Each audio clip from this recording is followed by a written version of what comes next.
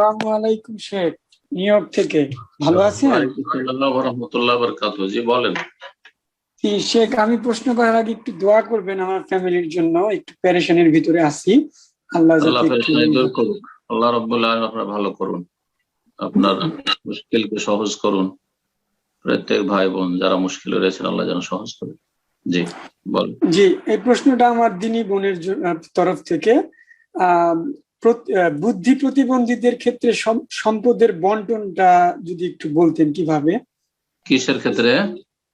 বুদ্ধি প্রতিবন্ধী, লাইক বিকলাঙ্গ বা প্রতিবন্ধী হলে তাতে কি সমস্যা নেই। জি, তো ওই ছেলে ভাই বোন, ভাই অথবা বোন, এই তো প্রতিবন্ধী হয় ভাই না হয় বোন, মানে হয় পুরুষ না হয় নারী।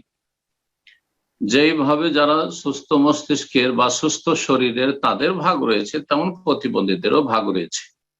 আর তারপরে সে যদি বেঁচে থাকে তাহলে ভালো। আচ্ছা, যদি হুঁশে না থাকে তাহলে তার দেখাশোনা পরিচালনা অন্যরা করবে, ওকিল হিসাবে, দায়িত্বশীল হিসাবে, যে নিকটাত্মীয়রা রয়েছে বা যে তার জন্য হিতাকাঙ্ক্ষী রয়েছে।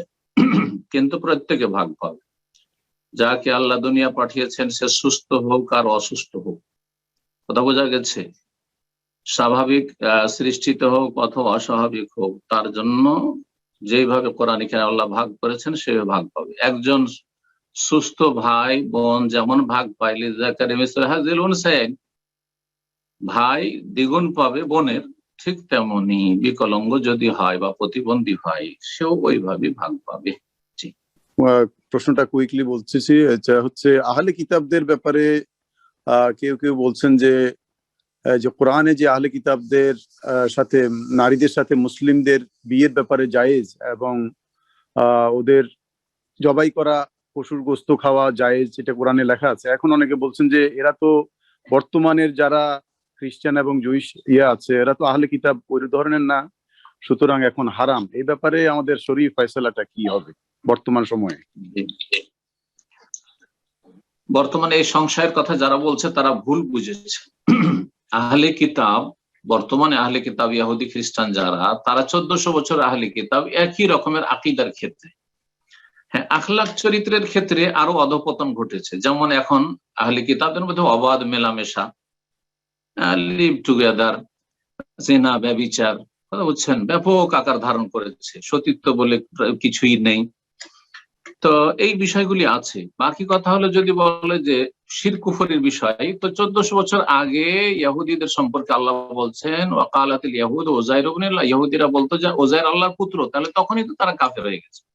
আহলে কিতাব প্লাস তারা কাফের হয়ে গেছে। নবী সাল্লাল্লাহু আলাইহি ওয়াসাল্লামের দাওয়াত কবুল করেনি, তখন কাফের হয়ে গেছে। লা ইলাহা ইল্লাল্লাহ যদিও তাওহীদ থেকে থাকে, কিন্তু মুহাম্মদুর রাসূলুল্লাহ নেই, তাওহীদও ছিল না, তাওহীদ হারিয়ে ফেলেছিল, তারা শিরকে লিপ্ত হয়েছিল। এইরকম ওয়াকালাতিন নাসার আল মাসীহ ইবনুল্লাহ, খ্রিস্টানরা বলতো যে মসিহ ঈসা আলাইহিস সালাম আল্লাহর পুত্র, তখনই তো কুফর করেছে। ইন্নাল্লাহা সালিসু সালাসা লাকাদ কাফারা আল্লাযিনা ক্বালু ইন্নাল্লাহা সালিসু সালাসা, ওরা কাফের হয়ে গেছে যারা বলে যে আল্লাহ তিনের তৃতীয়, মানে তৃতীয়বাদী বিশ্বাসী। তাসলিস তো 1400 বছর আগে তারা মুশরিক, বহুত্ববাদী ছিল।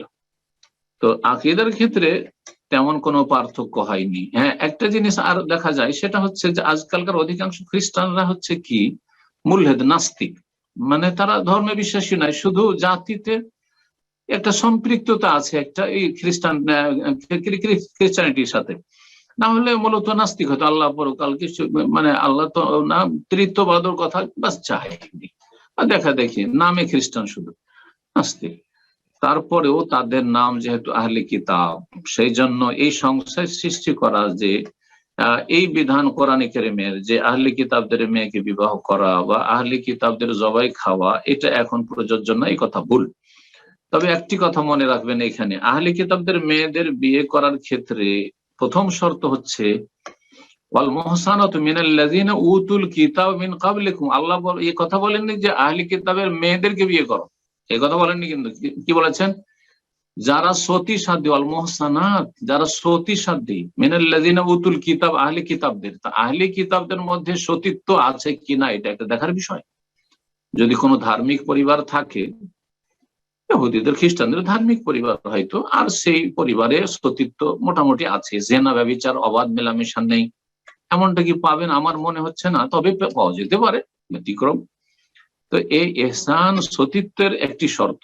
2 নম্বর শর্ত হচ্ছে যে ছেলে মেয়েগুলি যে হবে, সে ছেলে মেয়েগুলো মুসলিম হইতে হবে। আজকাল নারী অধিকার সব জায়গায় সারা বিশ্বে নারীর অধিকার পুরুষের চাইতে বেশি, যার ফলে যদি কখনো বিচ্ছিন্নতা চলে আসে, এমনকি বিচ্ছিন্নতা না হয়, ওই আহলি কিতাব ইহুদি খ্রিস্টান নারীকে বিয়ে করে আছেন, ছেলেগুলি কি হয়েছে, সব খ্রিস্টান হয়ে গেছে, মেয়ে খ্রিস্টান হয়ে গেছে, হারাম এরকম বিয়ে করা। আপনার ছেলে মেয়েকে মুসলিম বানিয়ে রাখতে হবে, এই শর্তে আপনি আহলি কিতাব বিয়ে করতে পারবেন। 3 নম্বর যে বিষয়টি সেটা হচ্ছে যে যখন আপনি মুসলিম বিয়ে করতে হয়তো পারছেন না, তা সেটা ব্যয়বহুল। আজকাল মুসলিম মেয়েদের সংখ্যা এত বেশি, অনুত্তম সবসময় আহলে কিতাব ইহুদি খ্রিস্টান মেয়েদেরকে বিয়ে করা অনুত্তম, কথা বুঝতে পেরেছেন। তারপরে অনেকে এমন মূর্খ দিন সম্পর্কে অজ্ঞ যে আহলে কিতাব মেয়েদেরকে বিয়ে করা যাবে, সুতরাং মুসলিম মেয়ে আহলে কিতাব ছেলের সাথে বিয়ে করছে, না, হারাম। কোন মুসলিম মেয়ে ইহুদি খ্রিস্টানকে দেওয়া যাবে না, যেমন হিন্দু বুদ্ধিস্টকে দেওয়া যাবে না। তবে আহলে কিতাব ইহুদি খ্রিস্টানদের মেয়েদের বিয়ে করা যাবে, সতী হইতে হবে, হ্যাঁ।